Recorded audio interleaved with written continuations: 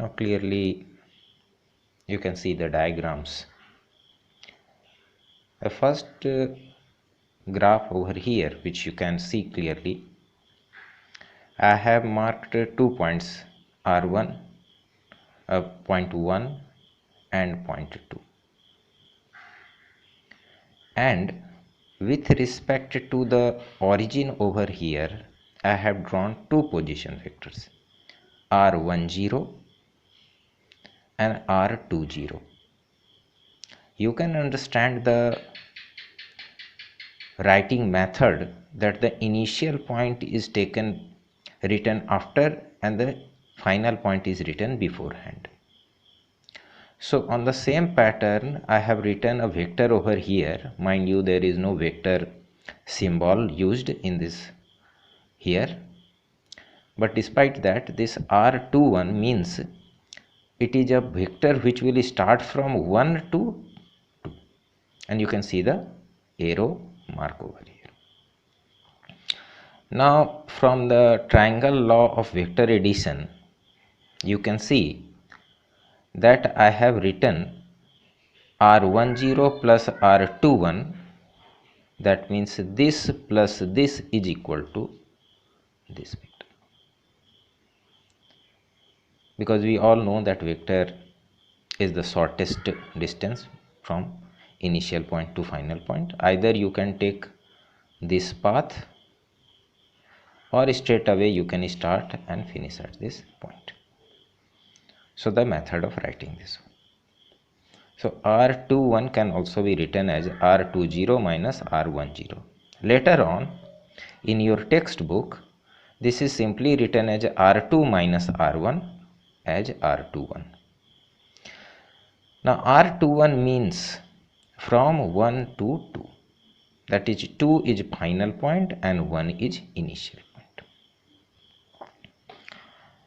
Now coming to a situation which will be explained and we come to our discussion.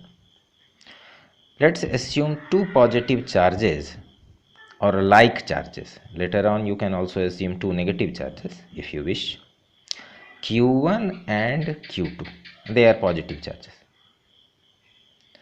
and as earlier we have seen in the first diagram, if I draw a vector from 1 to 2, then it will be written as 2 1. You can see this diagram. So on the same pattern everything is there.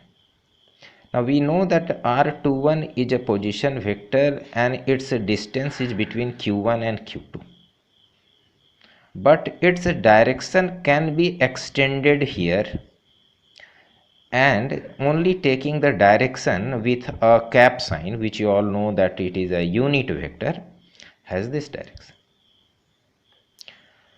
Whereas R12, which is just reverse of this indices, is written like that, R12 having just opposite direction.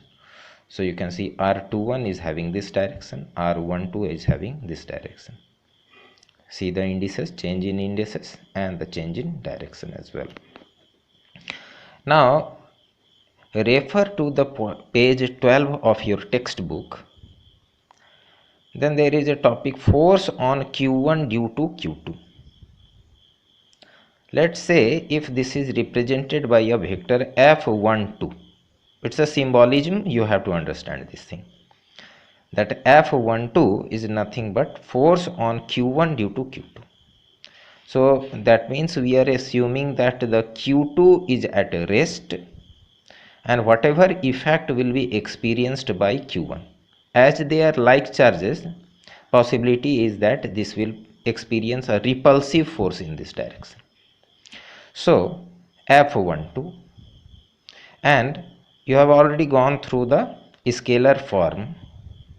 So K, which is nothing but 1 by 4 pi epsilon naught, Q1 Q2 is the magnitude of the charges, divided by R12, which is the distance between these two charges. I have used the vector notation, and modulus sign with a square, and then r12 a unit vector which can be seen over here having this direction.